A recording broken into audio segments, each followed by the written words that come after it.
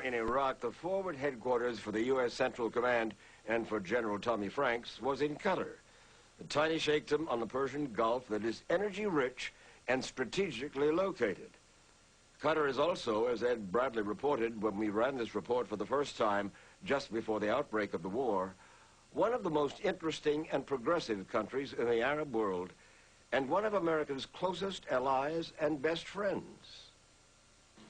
Located on the outskirts of Doha, the capital of Qatar, is a military base called Al Salihah, a warehouse facility with a deliberately low profile.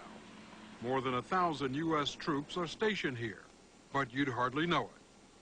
These flags behind me, the flags of Qatar and the United States, are the only visible symbols that this base, Al Salihah, sits on some of the most strategic real estate in the Middle East.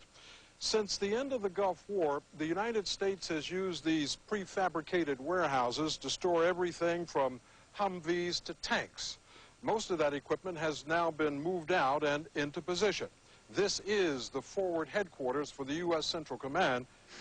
And this is Al Udeid, the second American base in Qatar, only a half-hour flying time from targets in Iraq.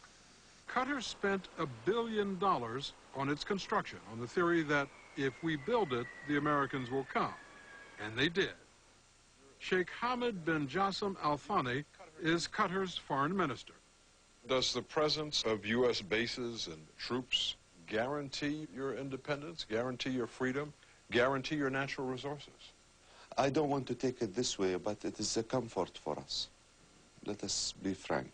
Do you think Qatar needs protection from outside? Yes, we need the superpower to be with us because of the wealth which we are going to have in a very near future.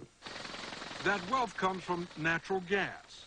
500 trillion cubic feet of it lies beneath the Persian Gulf off Qatar, the largest single natural gas field in the world. It's already made the people of Qatar, known as Qataris, rich. Within 5 years, it's estimated that per capita, they will be the richest people in the world. By any definition, life for Qataris is good. Education is free, and so are all the utilities. Housing is subsidized, and that's just the beginning. Do Qataris pay taxes here? Not yet. Not yet? Not yet. Sheikh Hamad bin Khalifa Al Thani is the ruler of Qatar, the emir. And do they pay for a doctor, for hospital care? No, not yet.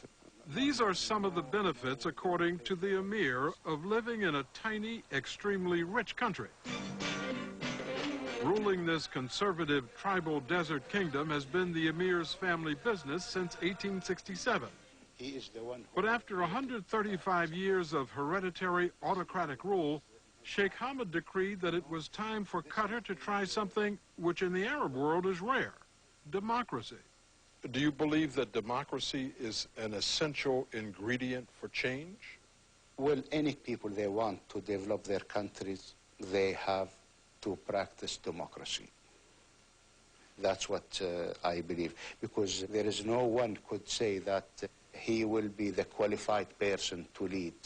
Sheikh Hamad made himself the qualified person to lead the old-fashioned way in this part of the world. He deposed his own father in a bloodless coup in 1995. He had already convinced his extended family change was a necessity. If Qatar wanted to be more than just another insignificant Gulf sheikhdom most of the world had never heard of. They have now. When the emir created Al Jazeera, the first independent satellite news channel in the Arab world, he put Qatar on the map, broadcasting controversial interviews, Osama bin Laden communiques, and talk shows that frequently criticize other Arab regimes. Since then, Sheikh Hamad's held the first elections in the country's history, has given women the right to vote, and authorized drafting the country's first constitution, to be followed by parliamentary elections. Your Highness, how would you describe yourself? Are you a revolutionary, a reformer, a pragmatist? I consider myself a normal person, and I'm trying to do my best to help my country. But some of the things that you're doing in your country, in this part of the world, are truly revolutionary.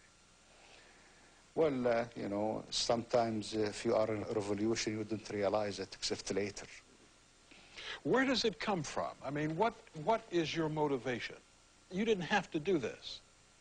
No, but you know, if I look around the world, I could see the most progress country who's practicing democracy. When the world looks at Qatar, that's what Sheikh Hamad would like it to see. A progressive country practicing democracy. It will certainly see construction. There is so much building going on in Doha, it looks like the entire city is getting a facelift. Well, I think it's supposed to. The emir, who likes to see how the work is going, regularly drives himself around town. Do you ever get stuck in a traffic jam? This is normal.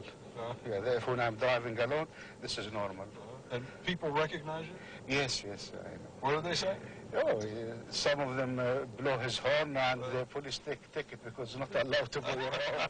You know.